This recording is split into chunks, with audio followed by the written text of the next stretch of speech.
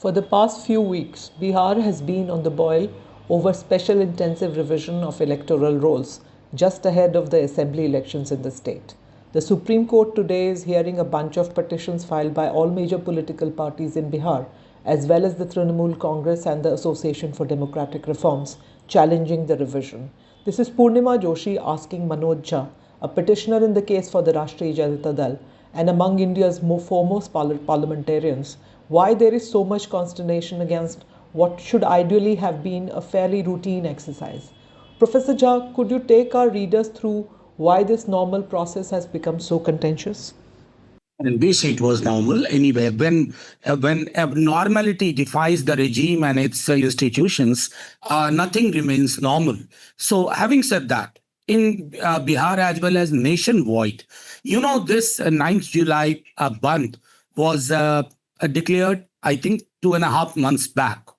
But meanwhile, this circular, this diktat came from Election Commission of India that Bihar being the first state where within a span of 25 days, mark my words, within a span of 25 days, crores of voters will be judged on 11 documents or parameters, on which Article 326 of Indian Constitution doesn't talk, and on which even Representation of People's Act doesn't talk. Now, before arriving at this, we had a meeting with Election Commission, and I think for the first time, I've been meeting Election Commission for last more than 1.5 decades, more than 16 years, in fact. I never had to come out and tell the press, who were eagerly waiting for our reaction, that I can't call this meeting as a cordial meeting. You must realize it was not easy for me to say that it was not a cordial meeting. I have no reason to call it a cordial meeting. Why do I say so? 22 years ago, in 2003, intensive revision took place. After 22 years, you decide to hold it. Within a span of 25 days, and after 2 months, we all know Bihar elections shall be announced by the same commission. When he took over the charge, I'm talking about CAC, he said no decision of his shall be without consulting the political parties. For such a huge decision, I don't think he consulted any one of us. Probably he might have consulted our political party, but our political party is our political party. It doesn't mean the political party, the political parties in India. In a multi-party democracy, this is what the norm is. There is no substance in the claim when the Election Commission says that these 11 documents. Why so? Which study backed this? What kind of evidence you had before deciding on only these 11 documents? Nothing, not even Aadhaar, not even Manrega job card, not even your EPIC card, not even ration card. There should be some rationale behind it. Having said that, I'll tell you, when we approached, we told him, that entire commission, that please, these are monsoon times. Number one, you will have difficulty. And people will feel, vulnerability is all-time high. And let's not forget, Purnimaji, Bihar is one of the most document deficient state. On all parameters, birth registration, enrollment, whatever, you look at, Bihar lags far, far behind compared to other states. In that kind of state, this adamancy that will hold it no matter what the opposition parties are saying, if you have the intent, why didn't you do it immediately after the Lok Sabha election? You had that kind of time.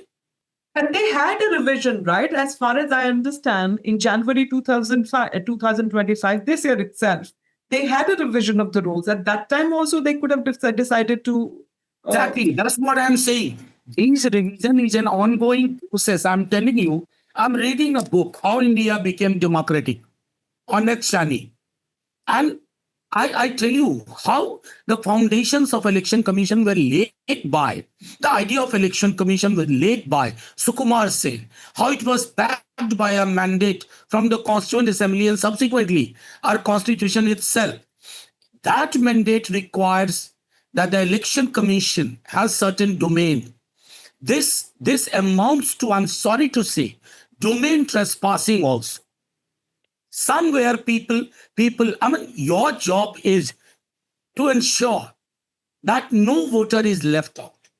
Your job is not to have a checklist, which is not, I mean, if you look at some of the judgment, 95 judgment, and some other judgments, you would realize that the Supreme Court is very clear that nationality checking is the job of some other agency.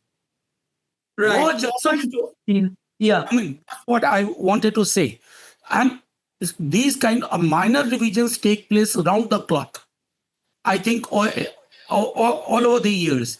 But this kind of intensive revision, and in the discussion with us, the CEC himself said 20% of the people from Bihar are living outside, working outside. I mean, first of all, we should have a concrete data.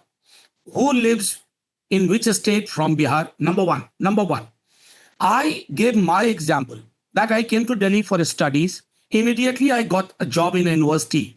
But for 15 long years, I remained a voter in Bihar. I used to go to Bihar for elections. That more or less that kind of situation is with people working in Surat, Vadodara, or Kashmir, or Tirupur in Tamil Nadu, and so on and so forth. On festivals and on voting time, they go back to Bihar. You begin with a presumption that these are doubtful voters. Right. If they are living in Tirupur, these kind of presumptions, darkening the minds of an institution, is not good for democracy. That's what I used to say. Yeah. So as I understand it, and let me simplify it for the benefit of our readers, is that people whose names are not in the 2003 electoral rolls will have to apply any of the 11 documents supplied by the Election Commission, which ironically include the National Citizenship Register, but do not include Aadhaar, which is one document that that everybody possesses. And they also include requirements of supplying birth certificates of parents from people who were not part of the 2003 electoral roll. And birth certificates, in general, Bihar is, like you're saying, is documentation wise is not of the foremost state. So would you have an estimate of how many ballpark figure, how many people will be excluded if this exercise is permitted? I'll tell you, I don't wish to go with a speculation. Unlike my friends in the election commission, because they are presuming things. I won't presume, but I can roughly tell you the kind of documents which is expected within a span of 25 days. Please understand my position. If I'm living in Tirupur, Tamil Nadu, or Surat, you presume me to be providing these documents. Even if you allow me to upload from somewhere, I'll have to provide these documents. In order to get these documents, I have to run from one office to another. Every day there is a story by several newspapers that how difficult it is for common people. It has created a kind of chaotic situation in Bihar. Everybody is unsettled. I somehow feel that an overwhelming number of people who are outside Bihar as of now, and even those who are within Bihar, they'll suffer. They'll find themselves disenfranchised. And not only disenfranchised, in some other way, you are putting them under the doubtful category. So, Right. I mean, where are we taking this country to? Where are we heading? I don't think any sane mind would agree that an exercise which should have aimed at maximum inclusion is actually going to result in maximum exclusion. Almost all political parties, barring of course, the ruling NDA constituents, have gone to the Supreme Court, including yours. It's listed for tomorrow, as we understand it. What exactly have you sought from the court, Professor Jha? Look, a couple of things. It won't be easy for me. It won't be right for me that I discuss the finer points of petition. But we have challenged the constitutionality of it. We want relief. Stay on this entire process, which is likely to disenfranchise people. We have underlined the arbitrariness of these kind of exercises. And let me also add to it, when you said NDA constituents, there was a front page story by a newspaper that even NDA constituents are very upset. They are worried that their large section of their voter base will suffer, except for BJP. But they operate in a particular ecosystem. And that ecosystem does not allow, even if you are concerned, to raise your voice. Unlike that kind of formation within India bloc. And among those parties who are technically not in the India bloc, they are very clear that when the spirit of the constitution is violated, when there is a domain trespassing by the election commission, it is time to speak out and seek the redressal from the highest court of the land, because Supreme Court's own observation and judgments in the past probably gives a direction to this entire exercise. Let me ask you a question on strategy, Professor Jha. I've seen it as a political reporter over the years that movements on the ground are generally, if their court of appeal happens to be the Supreme Court, they end up getting dissipated. I take an example of Medha Patkar's Narmada Bachao Andolan. Time and again, they would approach the court with the dam height and then they'll get rejected by the court. As opposed to that, the farmers' movement in Delhi, they were asked to and they were pushed to appear before the Supreme Court. They just practically refused. And that movement was a success.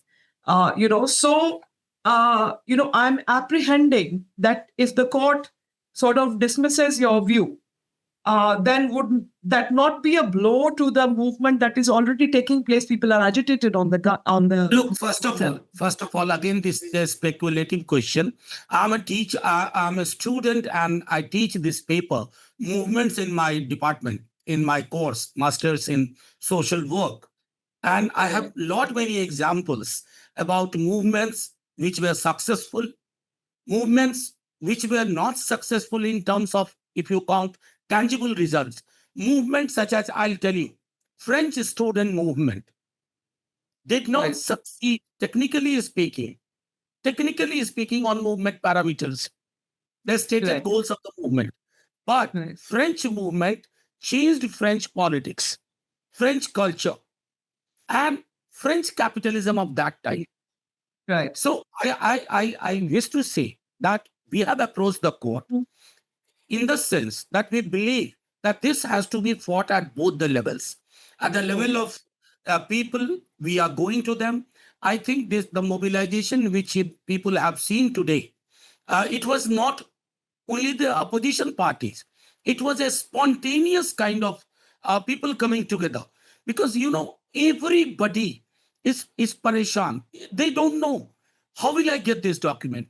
Birth certificate, matriculation. And I told you that in Bihar, if you look at even the government sources on all parameters, Bihar comes at the bottom of having documents. And now, who are these people pretty much?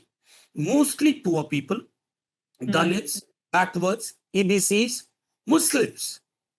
They migrate, even if they stay within Bihar, they don't have a special suitcase to keep the documents ready for these kind of things. It has come as a shock. And it has come as a shock because due process of consultation was not taken into consideration by the Election Commission.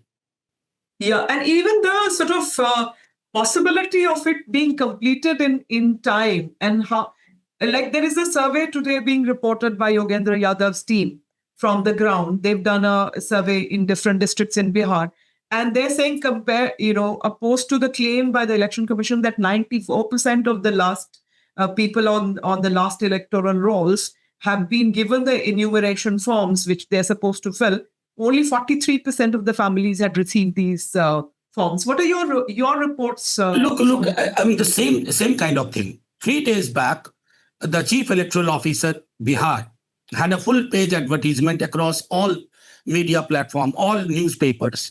That added to the chaos. It said that submit the document, enumeration form. Right. Submission of enumeration form is not the end of the journey for this exercise. At one stage, we'll have to provide document. And you are not flexible about the documents. I mean, I have seen that report from Yogenji. Again, a very nice story. I think your newspaper itself has been carrying stories. Somebody is doing a field story from the hinterland in Bihar. All reports, all reportings across all newspapers, even television media, is indicative of the fact that average people in Bihar, they are unsettled. They find that they cannot handle it. So I must also add something very interesting. I've been seeing election commission, this hyperactive social media of election commission, where you don't respond to the questions raised by the opposition parties, members of civil society, even former election commissioners. But you have the audacity to come on that platform and say, this is misleading. This is misleading.